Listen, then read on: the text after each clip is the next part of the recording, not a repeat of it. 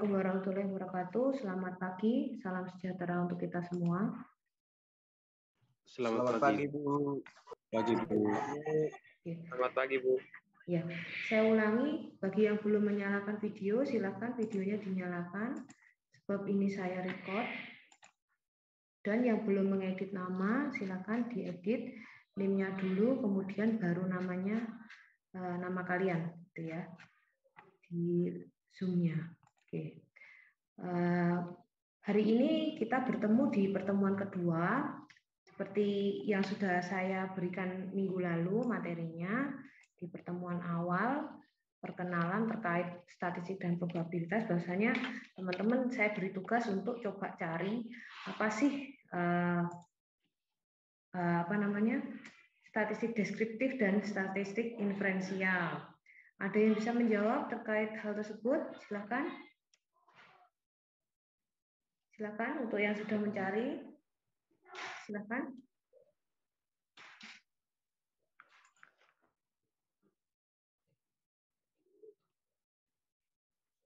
Silakan ayo sebelum masuk ke materi. Statistika deskriptif merupakan proses. Oh, Yakobus ya ini ya. Iya, Bu. Iya, silakan Yakobus.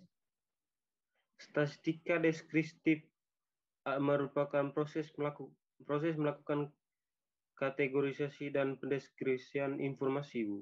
Sedangkan statistika inferensial mencakup proses analisis pada data yang diperoleh dari proses sampling dan digunakan untuk membuat pendugaan populasi di mana sampel diambil. Oke, baik. Ya, oke, good Yakobus. Ada yang lain, teman-teman? Silakan.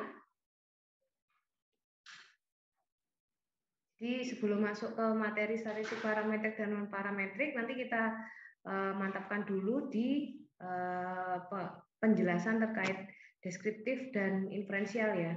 Karena kalau sebelum masuk ke statistik parametrik non parametrik, kalian harus tahu dulu akar masalahnya nanti soalnya di inferensial sama deskriptif tersebut gitu. Silakan. Yuk. Jadi prinsipnya gini ya, kan kalian sudah mahasiswa, bukan anak SMA lagi. Jadi kalau misalkan diberi tugas kayak gitu ya segera dikerjakan.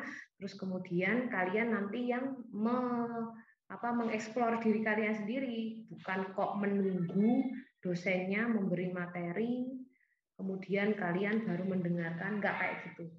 Kalian bukan anak kecil lagi yang menunggu diberi makanan, ya anggap saja ilmu itu makanan gitu ya, nggak kayak gitu. Kalian coba cari.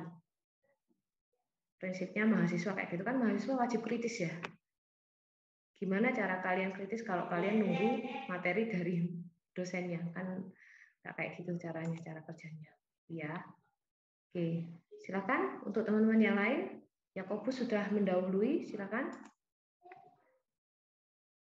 Dari 33 mahasiswa, hanya Yakobus saja yang berusaha mencari selama 1 minggu ini. Ya, silakan teman-teman. Bu akan menjawab. Oke, silakan Martini. Martini apa Arminia? Oh, Arminia ya. Silakan. Saya akan. Ya. Oke. Yang dimaksud statistik deskriptif. Statistik deskriptif itu adalah yang berkaitan dengan pengumpulan dan penyajian suatu gugus data sehingga memberikan informasi yang berguna. Sedangkan statistik inferensial merupakan sebuah metode yang dapat digunakan untuk menganalisis kelompok kecil data dari data induknya, seperti sampel yang diambil dari populasi sampai pada peramalan dan penarikan kesimpulan terhadap kelompok data induknya atau populasi. Terima kasih. Oke, good Arminia. Berarti dari penjelasan Yakobus ya tadi ya sama Armenia, teman-teman bisa memberi simpulan enggak? Ada yang bisa mewakili? Silakan. Yuk, silakan. Secara garis besar, statistik deskriptif sama statistik inferensial itu seperti apa?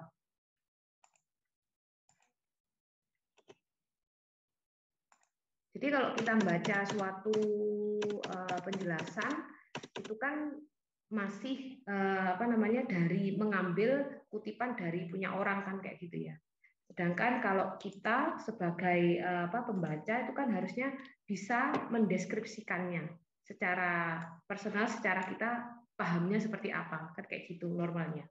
Nah, ini dari kata-kata yang kalian dengarkan dari kedua teman kalian tadi, yang sudah bagus sekali untuk menjelaskan tentang statistik deskriptif sama statistik inferensial, itu kalian nyampainya apa? Silakan.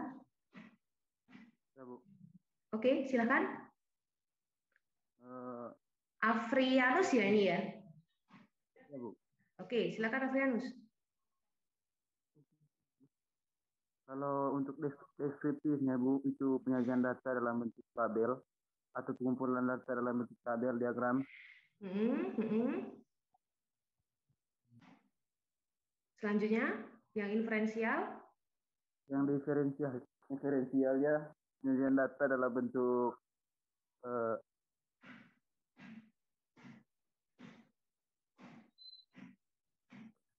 tabel. Ya. Gimana, Afrianus? Inferensialnya? Kalau diferensialnya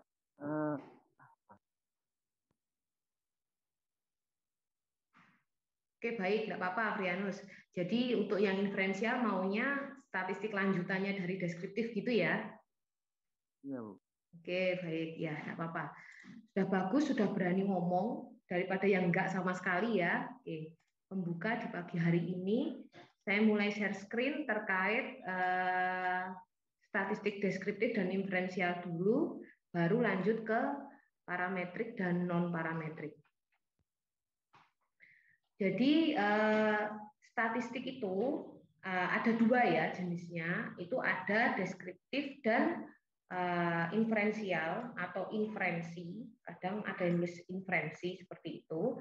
Nah, kemudian untuk deskriptif sendiri itu nantinya muaranya dia akan menyajikan data, kemudian ada ukuran pemusatan, ada ukuran penyebaran, selanjutnya angka indeks, dan yang terakhir adalah deret berkala dan peramalan kayak gitu.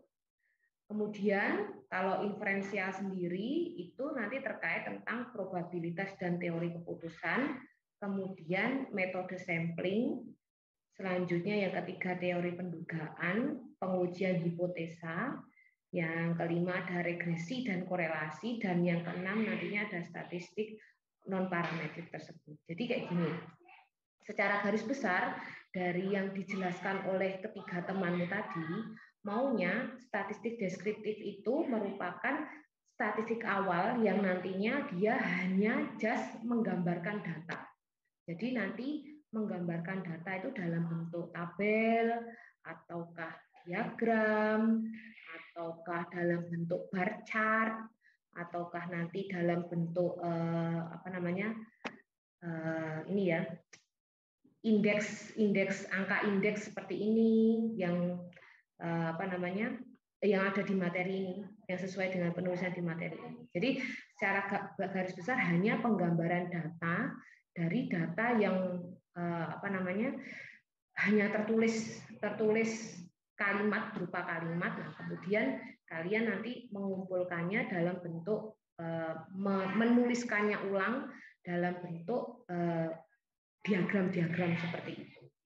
Nah, kemudian kalau kita ngomong statistik inferensial atau inferensi, nah ini lanjutan dari deskriptif. Jika deskriptif itu hanya menggambarkan data, inferensi ini agak berbeda karena nantinya dari data-data yang sudah ada tersebut, kan otomatis nanti kalau kita deskriptif kita akan tahu populasi dan sampelnya. Nah, nanti untuk inferensial ini akan menguji lebih lanjut menggunakan bantuan analisis ya, analisis yang lebih kompleks.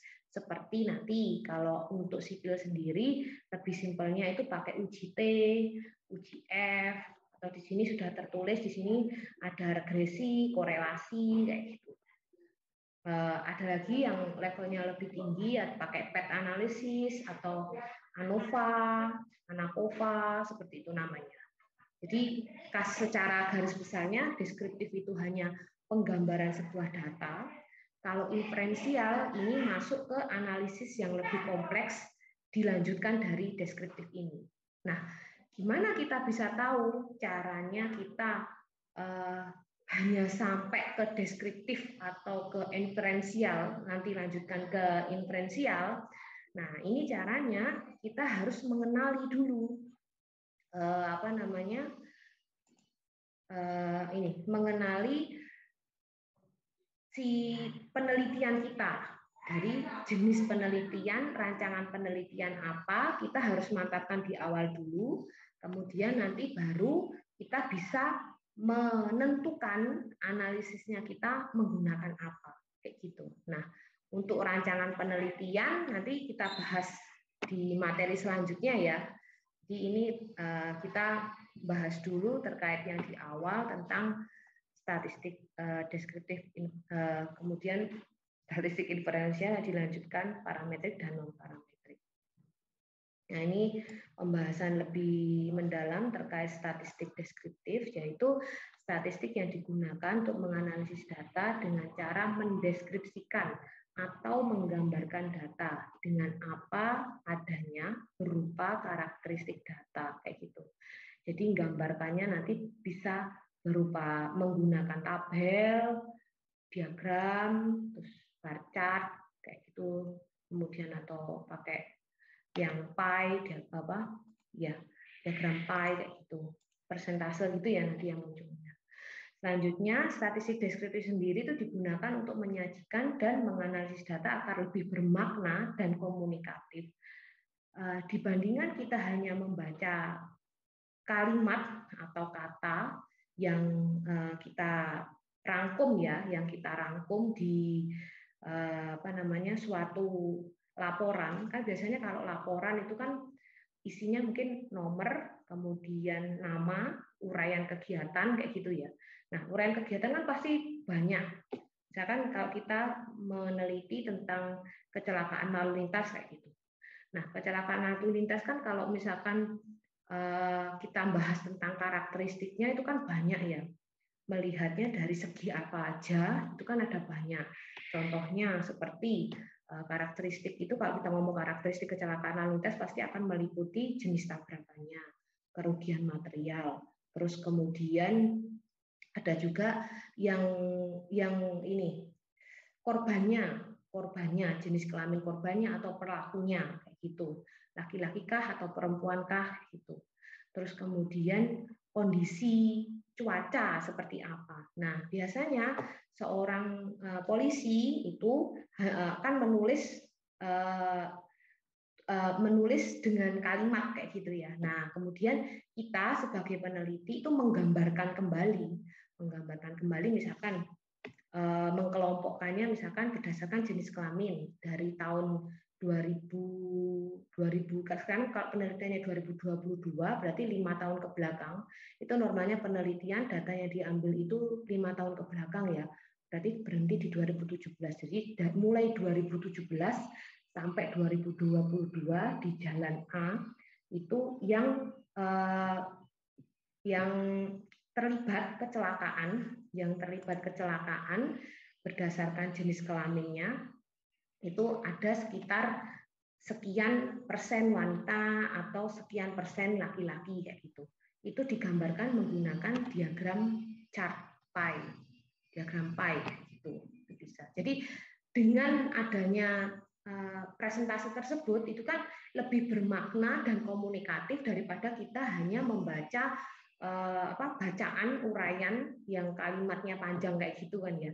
Kayak gitu. Terus kemudian statistik deskriptif sendiri itu meliputi penyajian data dalam bentuk ini, tabel, grafik, diagram, perhitungan, perhitungan terkait median, modus, mean, ini pengukuran tendensi sentral ya. Jadi mean, median, modus ini itu biasanya disebut pengukuran tendensi sentral. Kemudian ada perhitungan penyebaran datanya melalui standar deviasi, kemudian perhitungan persentase dan sebagainya. Statistik deskriptif pun ini juga bisa dihitung menggunakan bantuan software namanya SPSS, aplikasi SPSS. Itu nanti kita mau melihat persebaran datanya. Datanya itu rata apa enggak. Jadi nanti setelah ini di bagian parametrik non parametrik saya bantu untuk menjelaskan kayak gitu. Jadi kurvanya itu menceng ke kanan atau ke kiri kah kayak gitu, persebaran datanya kan harus bagus ya, karena kalau nggak bagus nantinya simpulannya yang agak susah untuk dibaca. Nah untuk cara mengerjakannya nanti next saya bantu kayak gitu untuk penggunaan SPSS tersebut. Nah, nanti untuk aplikasi SPSS ini kan saya juga niatnya mau demonstrasi tentang SPSS ini. Usahakan teman-teman yang belum punya laptop bisa pinjam ke temannya ya. Terus kemudian silakan nanti di-download software tersebut. Terserah SPSS-nya mau menggunakan SPSS berapa. Yang jelas SPSS itu hanya beda di tampilannya aja. Kalau tools-toolsnya itu masih sama. Tidak ada tambahan sama sekali, mungkin hanya warnanya yang awalnya untuk SPSS tipe 20 misalkan dia warnanya kuning, kalau yang tipe 21 kemungkinan warnanya hijau kayak gitu aja. Tapi kalau untuk toolsnya, tools itu yang diklik itu ya, nanti kita mau klik apa, klik menu atau klik edit atau dan seterusnya, nah itu masih sama kok, masih sama saja. Nanti silakan teman-teman bisa pinjam ke temennya kalau misalkan belum punya laptop, terus kemudian diinstal, kita nanti sambil belajar terkait SPSS ini. Kemudian kita masuk ke statistik inferensial, ini penjelasan secara mendetailnya. Jadi statistik inferensial ini merupakan statistik yang digunakan untuk menganalisis data sampel, kemudian dilakukan penarikan kesimpulan itu inferensi. Jadi kadang kita nyebutnya inferensi atau inferensial sama, yang digeneralisasikan. Generalisasikan ini dibaca secara umum pada populasi tempat data itu diambil. Jadi nantinya data yang sudah disampelkan kan normalnya ada suatu populasi, kemudian kita sampelkan, kemudian kita analisis lebih mendalam kayak gitu. Yang tujuannya nanti untuk penarikan kesimpulan. Nah, analisis secara mendalamnya ini ada pembacaannya. Misalkan harus memenuhi kriteria skor sekian kayak gitu. Kurang dari sekian berarti nilainya bias, misalkan tidak memenuhi, atau lebih dari skornya tersebut, ketentuan skor tersebut nanti bisa memenuhi kayak gitu. Itu ada ketentuannya kayak gitu. Selanjutnya, statistik inferensial ini sering disebut juga dengan statistik induktif atau statistik probabilitas ya. Sebab statistik inferensial ini tujuannya tidak hanya menggambarkan data, tapi dia lebih ke analisisnya, lebih menganalisis lebih dalam. Nah, jenis statistik inferensial ini ada statistik parametrik dan non parametrik kayak gitu. Tapi normalnya kalau misalkan deskriptif itu lebih ke parametriknya, kalau inferensial ini nantinya ranahnya ke non parametrik karena pembacaannya akan lebih detail gitu. Nah, untuk buku pegangan nanti saya coba carikan untuk e-booknya. Saya nggak tahu ada apa enggaknya, tapi saya biasa menggunakan buku dari karangannya Singgi Santoso. Gitu. Kalau teman-teman mau cari buku yang agak murah di Malang, biasanya di Wilis ya, di daerah Wilis itu. Jadi harganya akan lebih murah daripada kalian beli di Gramedia atau di Togamas. Nah, karangannya Singgi Santoso, judulnya Statistik Parametrik dan Statistik non parametrik itu sangat bagus sekali bukunya. Jadi nanti di situ juga akan ada penjelasan terkait tahapan-tahapan analisis statistik tersebut kayak gitu. Itu ada di situ nantinya. Kemudian Saya lanjutkan terkait tujuan penggunaan statistik. Jadi yang pertama itu nantinya yang jelas ya, menentukan sampel yang representatif sehingga efisiensi kerjanya nanti dapat tercapai. Sampel yang representatif ini maksudnya sampel yang tepat gitu ya. Gimana cara kita menentukan sampel dari suatu populasi. Karena kalau misalkan kita menyimpulkannya itu nggak pas, itu nanti agak susah. Seperti niatnya kita mau melihat gender ya, dari kecelakaan lalu lintas kayak gitu. Kalau kita lihat gender, berarti kan tidak perlu rentangan usia. Yang penting jelas itu wanita atau laki-laki. Namun ada yang mungkin kemungkinan seorang peneliti itu belum terlalu memahami ya. Jadi dia membuat rentangan usia. Jadi dibedakan. Walaupun yang terlibat kecelakaan itu anak kecil, jangan perempuan gitu, anak kecil perempuan, dia tidak memasukkan, tapi yang dimasukkan adalah yang sudah usia dewasa, kan nggak seperti itu. Jadi usahakan penentuan sampel ini memang benar-benar itu ya sudah kita sudah paham kayak gitu, biar nantinya penentuan sampelnya itu representatif dan sudah benar.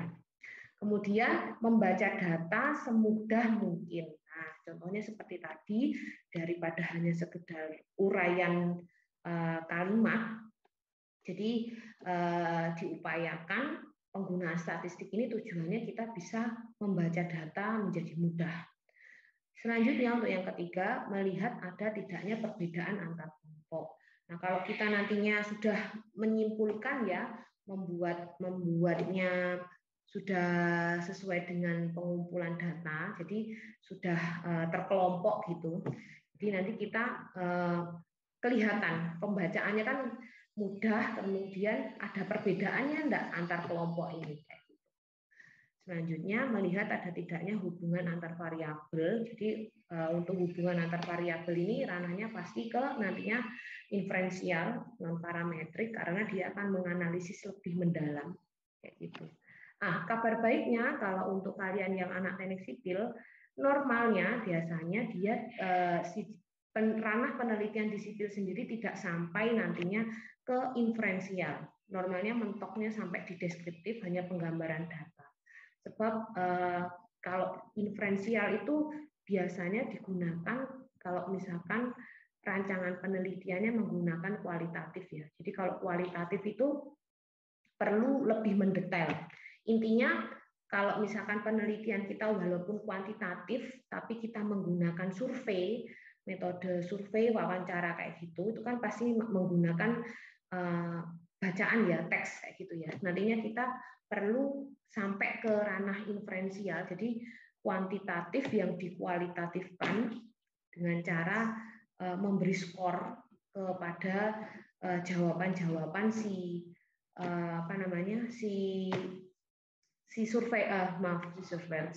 subjeknya, subjek penelitian kita. Kan kalau kita ngomong itu kan subjek ya. Jadi saya sebagai peneliti, saya mempunyai form wawancara, kemudian ada isiannya puas, tidak puas, kurang puas, dan seterusnya. Itu namanya skala Likert. Nah, itu nanti diberi skor 1, 2, 3, 4, seperti itu ya, sampai 5 desain normalnya. Nah, kemudian diberikan kepada subjeknya, kita ngambilnya di daerah mana, ya, kita melakukan wawancara, dan nanti dia pasti akan memilih mencentang, puas, tidak puas, dan seterusnya itu. Nah, nanti itu kan ada bobotnya nilainya ya, angka 1, rentangan 1 sampai 4. Nah, itu nantinya yang kita coba kerjakan, yang kita nanti hitungkan ke inferensialnya, kayak gitu. Jadi kita akan menganalisisnya. Jadi kalau misalkan butuh form, ya mau nggak mau kita harus menganalisisnya menggunakan bantuan yang parametrik tersebut. Tapi nggak susah kalau masih ranahnya pakai form ya, formulir kayak gitu, nggak sampai susah-susah. Oh ya, ini nanti kalau misalkan keputus silahkan join lagi ya teman-teman. Selanjutnya untuk yang kelima ini melakukan prediksi baik untuk waktu yang akan datang maupun waktu yang lalu. Jadi untuk yang melakukan prediksi ini kan misalkan kayak kecelakaan lalu lintas gitu ya, kan kita perlu membuat review, membuat suatu analisis kira-kira untuk beberapa tahun ke depan dengan kondisi 5 tahun ke belakang ini kecelakaannya misalkan sudah terjadi sampai 800 kecelakaan, 800 kasus itu. Kalau misalkan beberapa tahun ke depan ini kira-kira ada kenaikan enggak dengan kondisi misalkan sepeda motornya sudah sekian ratus ribu, mobilnya sudah sekian ratus ribu, kayak gitu. Kemudian kecelakaannya sudah sampai 800, kira-kira kita memprediksi beberapa tahun ke depan itu untuk kondisi jalannya bagaimana, terus kemudian ada peningkatan untuk kecelakaannya kayak gitu, ada apa enggak, nah, kayak gitu. Nanti kita juga bisa menggunakan ramalannya menggunakan statistik. Kemudian yang terakhir adalah melakukan interpretasi data. Jadi interpretasi data ini menggambarkan data. Ya, penggambaran data seperti yang sudah saya sampaikan tadi, bahwasanya kalau deskriptif itu nantinya bisa menggunakan gambaran data, menggunakan diagram dan seterusnya tadi. Kalau misalkan inferensial nantinya butuh analisis secara mendalam dengan cara menghitungnya menggunakan teori. Nah, kalau di sini ini belum saya berikan ya, tapi tugasnya kalau untuk yang ini silakan nanti membuat resume untuk statistik deskriptif dan inferensial. Namun di PDF-nya sudah saya berikan. Nah, ini dulu saya buka sesi tanya jawab. Setelah itu kita baru masuk ke parametrik non parametrik. Silakan. Saya buka sesi tanya jawab. Silakan yang ingin bertanya. Saya rasa ini keterbaruan ya, baru untuk kalian juga kan dari SMA mungkin baru tahunya tentang perhitungan mean median modus tadi ya. Tapi kalau untuk yang statistik deskriptif dan inferensial kan belum tahu. Silakan. Jika teman-teman mau bertanya, saya buka sesi tanya jawab. Yuk.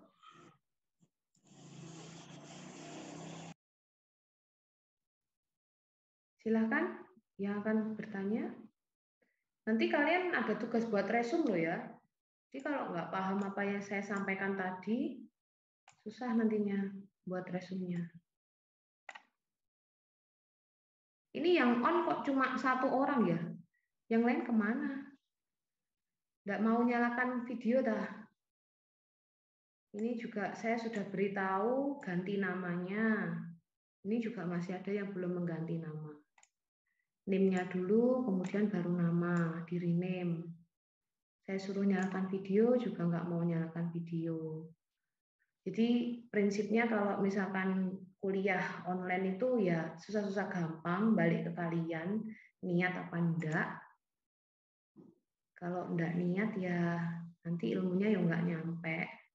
Cuma sayanya sih ada beban ya. Jadi kalau misalkan ilmunya enggak nyampe kan nanti kasihan kalian juga. Jadi kalau kuliahnya enggak selesai-selesai, ya tapi itu kan urusan kalian juga ya. Yang penting saya sudah nyampaikan, kalau nggak mau dengerin ya terserah. Lagian kan juga sudah mahasiswa, levelnya sudah tinggi ya, tes SMA. Masa kewajibannya aja nggak tahu. Padahal sudah diberi peraturan. Jadi balik ke sendiri, balik ke human-nya. Oke, ada yang tanya? Silakan. Saya buka sesi tanya jawab. Oke, Ade, silakan Ade. Itu Bu, yang apa? Yang statistik inferensial itu saya kurang paham sih Bu. Maksudnya gimana? Kurang pahamnya di apanya, Ade? Di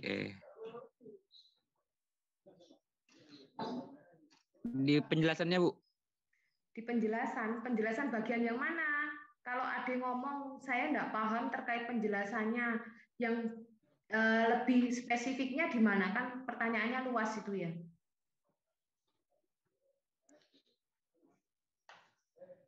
Apanya itulah ya.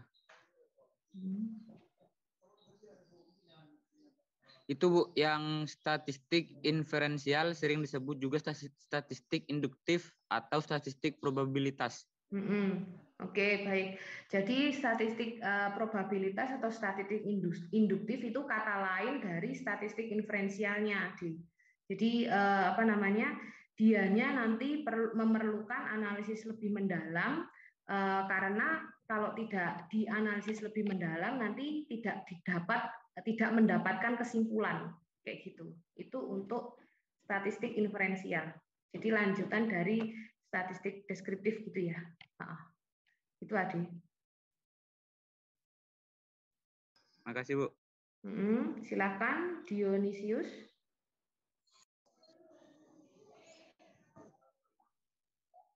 Dionysius mau tanya, silakan.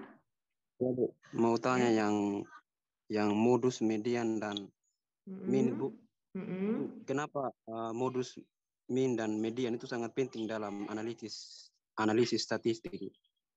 Oh, iya bagus untuk pertanyaannya. Jadi untuk perhitungan min, median, modus ini sangat penting karena dia nanti untuk membantu penentuan sampel. Nah, untuk caranya nanti kita akan bahas di statistik parametrik dan non parametrik setelah ini inferensial dan deskriptif ini. Habis ini kita bahas di situ untuk perhitungannya.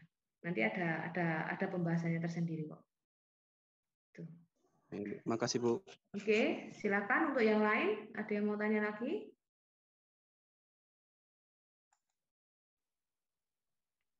Saya Bu.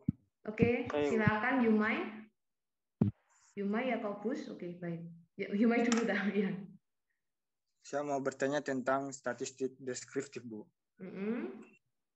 Jadi kan di sini statistik deskriptif ini kan Bu memberikan gambaran terhadap data atau sampel Bu. Apakah dalam statistik deskriptif ini bisa kita mengambil kesimpulan? Oh ya, bisa Yumai. Jadi dengan adanya pengumpulan data, pembacaannya kan nanti lebih mudah. Nah, nantinya kan kelihatan. Kalau misalkan kamu hanya menulis sesuai kalimat gitu aja ya, kayak yang saya contohkan tadi, misalkan kerugian materinya sekian, kemudian jenis kelaminnya sekian dan seterusnya. Nah, kalau tiap kejadian nulisnya kayak gitu kan pusing juga ya orang yang baca. Nah, tapi kalau kita nanti mengumpulkannya dalam satu satu bahasan, misalkan kita mau melihat kerugian materialnya saja. Kerugian material dari tahun 2017 sampai tahun 2022 itu sekitar berapa kayak gitu. Nah, itu kan nanti bisa langsung kita simpulkan bahwasanya kerugian material di tahun 2017 sampai 2022 ada sekitar sekian ratus juta misalkan kayak gitu. Kan bacanya lebih mudah. Langsung bisa dihitung kayak gitu ya. Kalau misalkan dalam satu kejadian itu uraiannya ada banyak kerugian material, jenis kelaminnya apa, jenis tabrakannya apa, dan seterusnya, itu kan belum digolongkan gitu maksudnya. Jadi agak susah untuk membacanya. Kalau deskriptif harus satu-satu agar nantinya kita bisa memberikan simpulannya secara langsung. Gitu.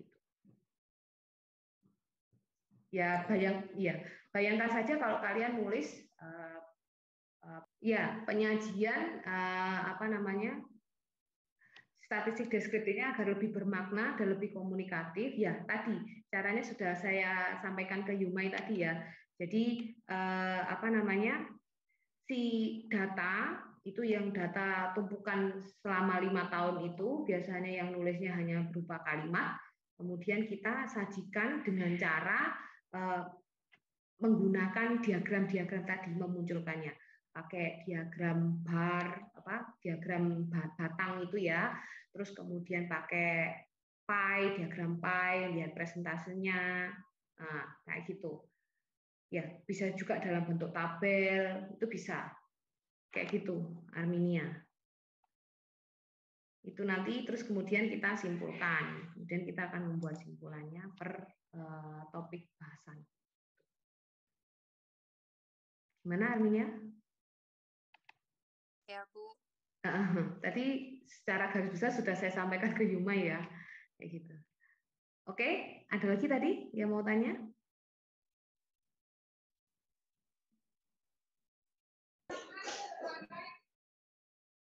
Silakan. Tidak ada? Oke, baik. Jadi itu terkait. Oh, Dionius ya, mau tanya? Yang di bagian statika inferensial, Bu. Mau tanya, apakah dalam sebuah statistika inferensial, apakah ada suatu pengujian hipotesis, Bu?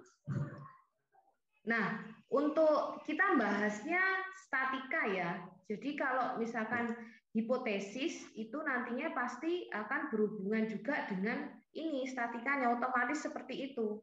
Jadi kalau misalkan ada hipotesis, nanti kita pasti akan ngitung analisisnya. Pasti kita akan digiring untuk ngitung analisis tersebut. Nah, untuk analisisnya tergantung kita mau menggunakan pengujian apa. Nah, pasti kalau misalkan menggunakan suatu pengujian itu nantinya ada beberapa kriteria kayak gitu. Penggunaan ini skalanya. Skala itu kan ada yang nominal, ordinal, internal itu. Nanti kita juga akan bahas itu, tapi belum sampai itu ya. Terus kemudian skalanya itu nanti sesuai enggak dengan pengujian ini. Misalkan pakai UJT. UJT itu butuhnya pakai skala apa. Nah, itu nanti juga mempengaruhi kalau misalkan pakai skala nominal misalkan. Nominal itu kan levelnya paling bawah ya di skala. Kemudian baru ordinal, interval, terus rasio. Level paling tinggi adalah rasio. Biasanya kalau UJT hanya sampai di nominal ordinal itu. Nah, kalau misalkan data kita masuk di skala nominal ordinal, ya why not menggunakan UJT tersebut. Nanti tinggal digunakan UJT, terus kemudian disesuaikan untuk pembacaannya. Kalau apa ya namanya ya? Interpretasi suatu data beda analisis pasti beda pembacaan kayak gitu. Jadi nanti tinggal disesuaikan saja. Ya. Baik, Bu. Makasih, Bu. Oke, sama-sama. Terus kemudian ada lagi yang mau tanya? Sudah? Oke, baik. Saya lanjut. Oh, Afrianus? Oke, silakan. Begini, kalau misalkan nanti kita menguji dengan statistik deskriptif dan diferensial, apakah datanya gimana? Datanya bisa sama atau tidak, Bu? Ya, pertanyaannya bagus. Jadi, kan kalau misalkan kita punya suatu data, itu kan awalnya biasanya kalau di sipil sendiri itu kan deskriptif ya. Biasanya seringnya sih deskriptif, karena dia hanya menggambarkan suatu data gitu, belum sampai ke inferensialnya. Kalau inferensial kan tahapan lanjut, analisis yang lebih mendalamnya dari statistik deskriptif ini. Nah, biasanya kalau untuk datanya itu bisa sama, sebab kenapa? Kayak tadi, kalau misalkan deskriptifnya itu butuh namanya wawancara misalkan. Kan kalau kita wawancara itu kan nanti pasti menggunakan namanya rentangan skala itu toh. Nah, kalau rentangan skala, kan kalau wawancara itu kan nilainya belum bisa berupa angka. Kan omong-omongan aja kan, ini mau dinilai berapa ya, kan susah. Nah, si peneliti biasanya normalnya menggunakan rentangan nilai itu dengan puas, tidak puas, dan seterusnya itu diberi nilai 1 sampai 5 kayak gitu. Nah, itu kan masih dalam bentuk deskriptif. Kemudian kita inferensialkan dengan cara menganalisis angka-angka tersebut. Kan sudah berbentuk angka, sudah diomong itu dalam bentuk skala nominal ya, skala angka. Kemudian kita lanjutkan untuk pengujiannya. Jadi bisa diuji menggunakan UJT atau UJF. Kayak gitu. Jadi bisa datanya sama kayak gitu. Tinggal melanjutkan analisisnya. Rianus. Pertanyaan bagus. Berarti nanti kalau misalkan kita ambil dia punya kesimpulan, hasilnya sama. Gimana? Kalau misalkan ambil kesimpulan dari statistik deskriptif dan diferensial, hasilnya sama atau tidak, Bu? Gini. Kesimpulannya. Oke, pertanyaannya bagus juga. Jadi kita terakhirnya menggunakan analisis apa, statistik apa, itu yang digunakan. Jadi kalau misalkan deskriptif itu belum bisa menjawab ya, kan otomatis dilanjutkan ke inferensial tadi. Kita lanjutkan menggunakan analisis yang lebih mendalam. Nah, kita berarti ranahnya nanti bukan sudah tidak di deskriptif lagi. Jadi simpulannya nanti menggunakan inferensial, versi inferensial, gitu, Afrianus. Statistik yang jadi statistik terakhir yang digunakan itu yang kita gunakan. Nyampe ya, Afrianus yang tak maksud? Ya Bu, terima kasih banyak Bu. Oke, sama-sama. Ada lagi yang mau tanya? Saya Bu. Oke, silakan. Silakan Hidayah. Kapan statistik deskriptif itu digunakan Bu? Masya Allah. Jadi ini sudah dijawab ya sama teman-teman yang tadi, pertanyaan dari teman-teman yang tadi Bu, tidak dengar. Iya, jadi statistik deskriptif itu digunakan kalau misalkan rancangan penelitian kita itu biasanya pakai kuantitatif kayak gitu. Kalau pakainya kualitatif, biasanya ranahnya nanti langsung ke inferensial tersebut. Terus kemudian deskriptif itu juga dipakai kalau kita butuhnya hanya ingin menggambarkan sebuah data tanpa menganalisis yang lebih mendalam menggunakan bantuan analisis ya, analisis seperti uji T, uji F, dan seterusnya kayak gitu. Tuh, Hidayah. Oke, sampai suaranya, apakah putus-putus? Gimana? Hidayah, sudah? Paham Bu. Oke, baik. Ada lagi yang mau tanya? Silakan.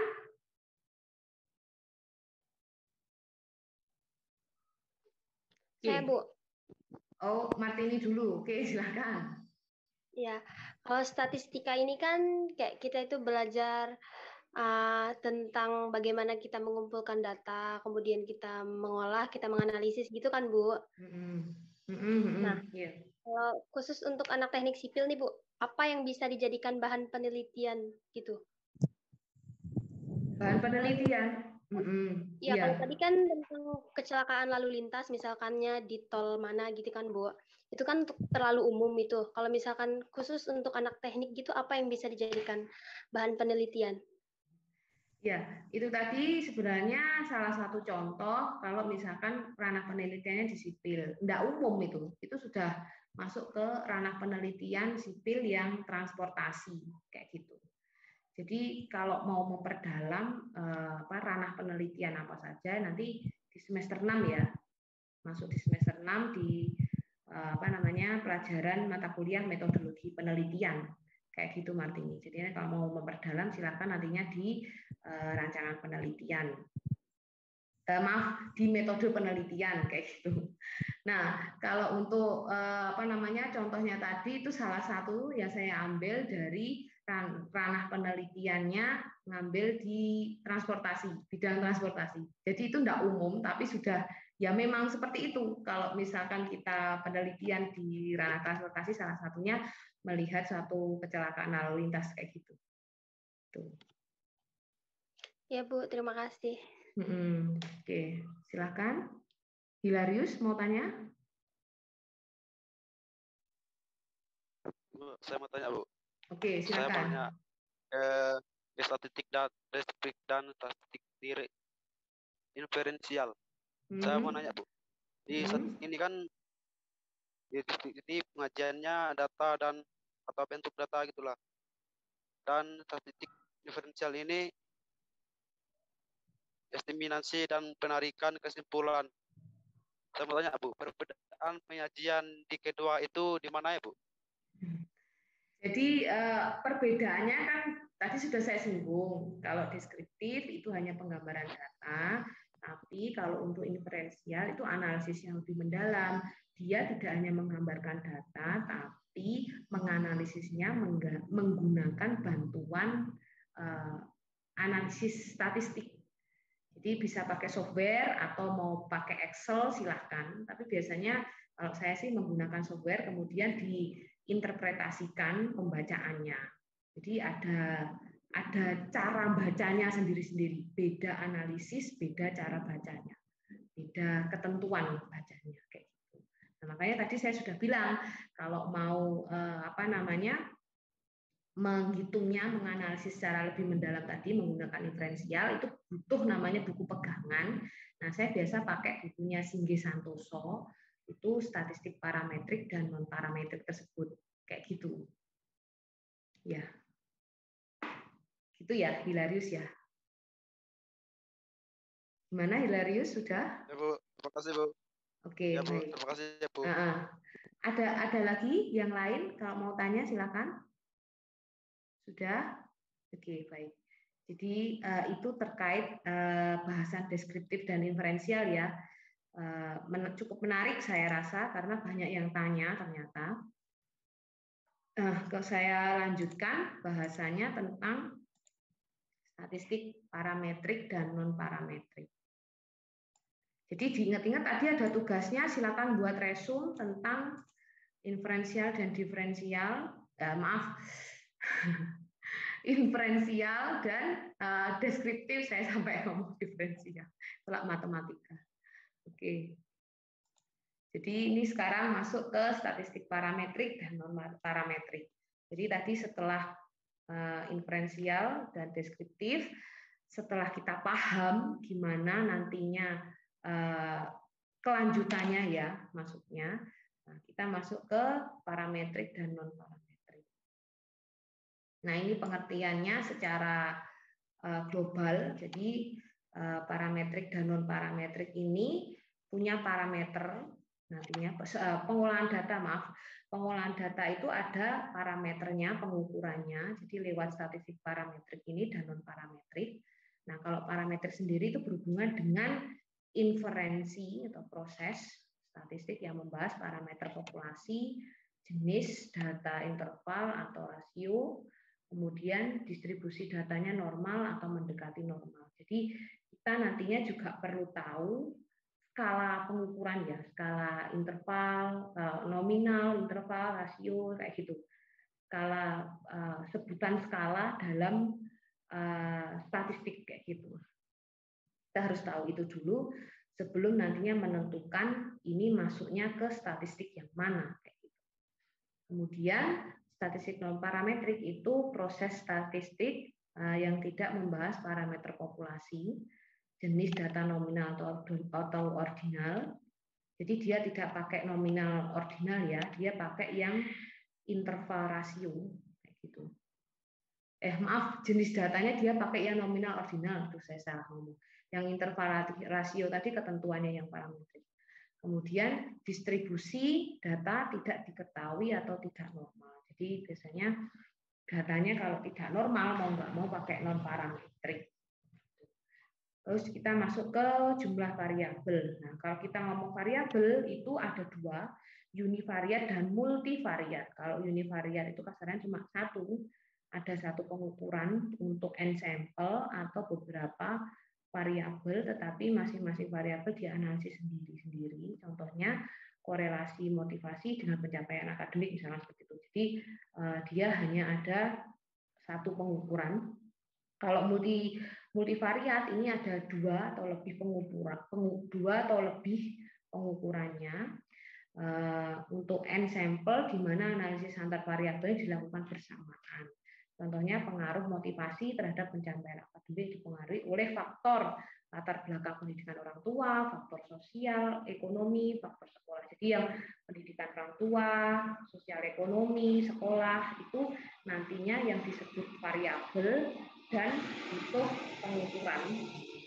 Pengukurannya yaitu tadi butuh mengukur pendidikan orang tuanya, sosial ekonomi, faktor sekolah kayak gitu. Jadi ada banyak lah kasarannya multivariat itu. Nah, alur pengolahan data itu seperti ini. Jadi kalau kita mulai nanti jenis datanya masuk yang mana dulu? Nominalkah, nominal ordinalkah, atau interval rasiokah? Kalau nominal ordinal pasti ke non parametrik. Kalau interval rasio masuk ke statistik parametrik kayak gitu. Nah, kalau sudah masuk di non parametrik, nanti kita harus menentukan juga jumlah variabelnya. 2 atau lebih masuk di multivariat, kalau hanya 1 nanti masuk di univariat. Nah, nanti baru pelaksanaan untuk analisisnya. Sebentar.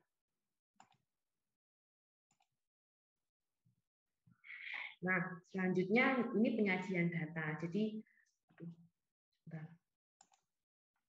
Ini masuk ke, ini screen-nya kelihatan ya, sudah ya? Ya, Bu.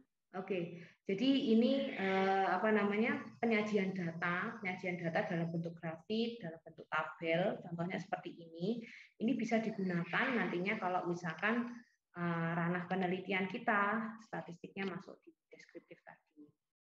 Kemudian ini untuk membuat tabel, saya rasa ini nanti untuk penulisannya bisa lebih mendalam saat metode penelitian ya. Kalau untuk cara-cara membuat tabel, karena di sana nanti kalian akan diajari cara membuat tabel, cara membuat gambar, terus kemudian cara penulisan gambar ya, membuat penulisan gambar, penulisan tabel, penulisan paragraf itu seperti apa, membuat rujukan kayak gitu. Itu untuk metode penelitian nanti di semester 6. Nah, ini buat grafik. Jadi grafik itu ada beberapa contohnya. Itu ada grafik batang, bar, grafik garis atau line, terus ada lingkaran pie. Pie ini biasanya yang digunakan untuk menentukan persentase ya, memunculkan persentase. Kemudian grafik interaksi atau interaktif. Nah, grafik sendiri ini memberikan informasi dengan benar dan cepat, namun belum rinci karena kita kan misalkan kalau buat grafik kan kalau misalkan pakai yang diagram pie, grafik pie, lingkaran, itu kan cuma munculkan persentasenya saja tanpa tahu itu nanti grafik untuk per tahunnya atau per 5 tahun dan seterusnya kayak gitu. Makanya butuh argumen untuk di bawahnya untuk menjabarkan keterangan dari si grafik ini. Jadi grafik di atas untuk persentase per tahun untuk kecelakaan lalu lintasnya, misalkan untuk perempuan sekian persen, laki-laki sekian persen yang terlibat, misalkan kayak gitu. Jadi harus lebih diperinci dengan kalimat uraian di bawah si grafik lingkaran atau pie tersebut. Nah, syaratnya yang pertama pemilihan sumbu. Jadi sumbu tegak dan sumbu datar kecuali grafik lingkaran ya. Kemudian ada penetapan skala biasa, skala logaritma, skala lain, terserah nanti skalanya mau menggunakan apa, persentase dan seterusnya. Kemudian ukuran grafik, jadi ukuran grafik sendiri ada ketentuannya. Biasanya kalau misalkan dimasukkan ke ini Word itu cukup 5x5 ya ukurannya, jadi tidak terlalu besar. Tidak tinggi dan tidak terlalu pendek kayak gitu. Itu syarat membuat grafik. Nah, ini ada jenis-jenis grafik yang batang itu seperti ini, garis, pie, interaksi, interaktif. Ini berarti ada gabungan antara dua garis ya. Kayak gitu. Nah, cara membuat grafik ini juga penting. Teman-teman nanti bisa belajar di itu ya. Ini mata kuliah komputer sudah dapat belum semester ini atau semester kemarin? Sudah, Bu. Sudah semester lalu? Ya, semester. Sudah dapat dia dari semester 1 kemarin, Bu. Oke, sudah diajari belum buat grafik? Kalau belum, nanti sudah. Belum, Bu. Oh, sudah. Ada yang sudah, ada yang belum ya? Belum, Ibu. Belum. Ya, Ada yang sudah, ada yang belum. Jadi mulai sekarang usahakan yang belum belajar tentang cara membuat grafik itu kalian harus bisa ya, karena ini nantinya biasa digunakan kalau misalkan analisis statistik kita pakai yang deskriptif itu, jadi penggambaran data itu. Ini pasti akan dipakai kayak gitu. Kalau kalian tidak bisa, nah ya rugi kalian nantinya.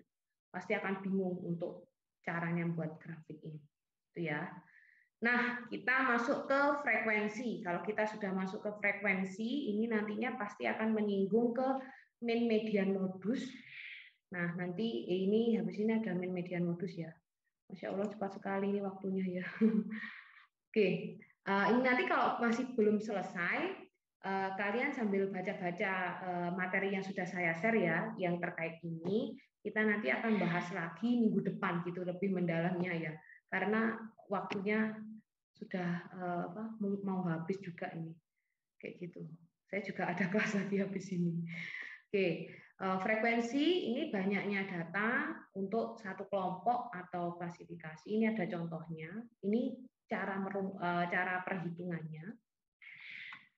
Nah, distribusi frekuensi. Kalau kita ngomong distribusi frekuensi, nanti butuh namanya persebaran data. Ini pengelompokan data interval atau rasio dan menghitung banyaknya data dalam satu kelompok atau klasifikasi. Jadi, cara membuat distribusi frekuensi yang pertama, mencari sebaran atau range-nya, yakni selisih antara data paling besar dengan data paling kecil.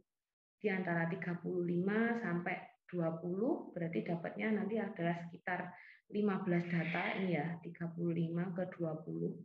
Sekitar nanti 15 data untuk range-nya. Di kisaran 20 sampai 21 itu nanti ada berapa, kemudian 22 sampai 23 itu ada berapa, kayak gitu. Itu terus untuk perhitungannya. Kemudian menentukan banyaknya kelas dengan rumus. Ini rumus ya. K sama dengan 1 plus 3,3 log N. Ini N-nya itu N banyaknya. Jadi kalau dihitung N-nya ini di total berapa, ini dihitung dapatnya ini 7,73. Kemudian menentukan panjang kelas dengan rumus P sama dengan sebaran per banyak kelas. Banyak kelasnya, misalkan di sini kan sebarannya tadi dapatnya 15 rentangannya, tinggal dibagi 7 dari banyak kelasnya. Ini berapa? 1, 2, 3, 4, 5, 6, 7, ini 8. Harusnya dibagi banyak kelas 7-nya, dibagi 7 sebarannya. Nanti saya coba sambil dihitung-hitung ya, untuk hitungan frekuensinya ini. Kemudian ini untuk ukuran tendensi sentral. Untuk tendensi sentral nanti teman-teman juga bisa baca sendiri untuk hitungannya. Karena kalau tidak sambil dicoba ngitung-ngitung, saya juga lupa. Ini belum saya ngitung satu-satu ya. Nanti coba sambil dihitung satu-satu kayak gitu. Kalau ada yang kurang jelas nanti bisa tanya lewat WA group gitu ya teman-teman ya. Nah, kemudian kita setelah frekuensi, nalarnya masuk ke min median modus. Jadi kalau median ini nilai tengah dari sekumpulan data. Nah, ini misalkan ada data seperti ini ya, atau pakai data ini. Nah, nilai tengahnya berapa? Di sini kan ada berapa ini? 1, 2, 3, 4, 5, 6, 7, 8, 9, 10, 11. Ada 11. Normalnya tengah-tengahnya pasti yang di sini. Ini sini 5, sini 5. Tengah-tengahnya pasti 6. Kalau untuk yang ini ada berapa yang datanya? 1, 2, 3, 4, 5, 6, 7, 8, 9, 10, ini 11 juga. Kalau misalkan 10, misalkan datanya ada 10, seperti ini. Nah, ini ada 9 ya, 9. Berarti kalau 9 itu tengah-tengahnya 5 dan 6. Kan di tengah-tengahnya ini nggak ada nilainya. Di tengah-tengahnya 5 sama 6 kan nggak ada nilainya. Tengah-tengahnya adalah 5 sama 6, kemudian tinggal dibagi 2. Caranya seperti itu untuk menentukan jika mediannya nilai tengahnya tidak ada, adanya 2 kayak gini, kayak gitu. Ini untuk modus. Lanjut ke modus. Modus itu bilangan yang paling banyak muncul. Angka yang paling banyak muncul itu disebut dengan modusnya. Jadi kayak ini datanya, ini ada 10, terusnya sampai 4. Kelihatan yang paling banyak muncul berapa? Adalah 5. Itu yang nantinya dipakai. Kayak gitu. Loh, ya ini mainnya kok kehapus ya saya. Semoga di di filenya yang saya kirim enggak kehapus. Nanti untuk min itu rata-rata ya. Jadi kalau modus itu bilangan yang sering muncul, kalau median ini nilai tengah, kalau min itu rata-rata dari kesemuanya. Jadi nanti di total, kemudian dibagi, ini jumlahnya ada berapa. Nah, itu rata-rata yang digunakan. Itu untuk min. Gitu ya. Saya rasa di SMA sudah dapat, SMA SMK atau pas SMP mungkin malah tambah sudah dapat. Nah, itu terkait min median modus. Nah, nanti untuk tugasnya silakan teman-teman buat resume juga terkait statistik parametrik dan non parametrik. Jadi ada 2 tugasnya untuk pertemuan ini ya, reviewnya. Ada 2, yang pertama tadi deskriptif sama inferensial, kemudian yang sekarang statistik parametrik dan non parametriknya. Selanjutnya juga kalian perlu belajar diskusi materi tentang populasi dan sampel. Jadi setelah tahu nantinya ini frekuensi, mean, median, modus, kemudian statistik parametrik, non parametrik, dan kemudian ada deskriptif dan inferensial, kalian perlu tahu tentang populasi dan sampel gitu.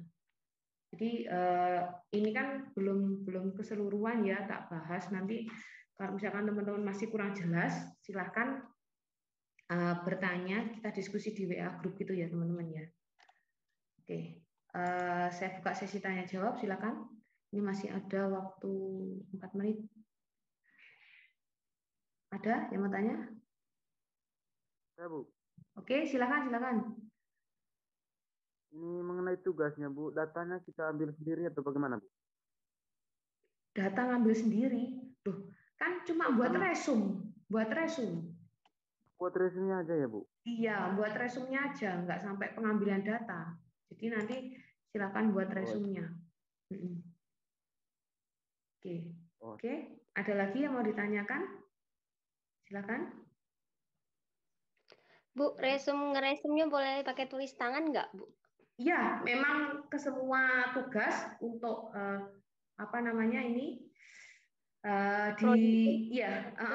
maksudnya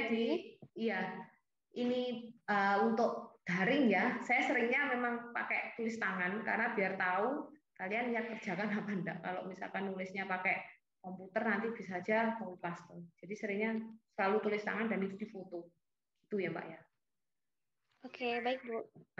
Nanti ketentuan peraturan pengerjaan tugasnya akan saya selalu berikan di Google Classroom gitu. Room-nya juga.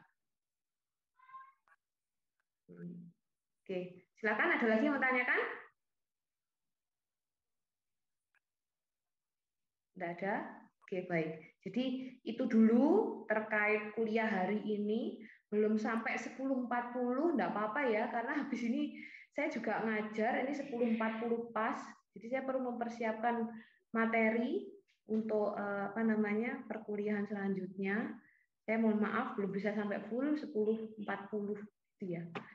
Nah, dikerjakan tugasnya, semoga ilmunya bermanfaat ya. Jadi nanti kalau misalkan kurang paham, utamanya yang tadi parametrik non parametrik karena belum sampai full pembahasannya, bisa kita lanjutkan diskusi di WA group. Itu ya. Oke. Baik, Bu. Saya akhiri kuliah hari ini. Terima kasih. Selamat pagi. Salam sejahtera untuk kita semua. Wassalamualaikum warahmatullahi wabarakatuh. Ibu. Terima kasih, Bu. Ya. Terima kasih, Bu. Ya.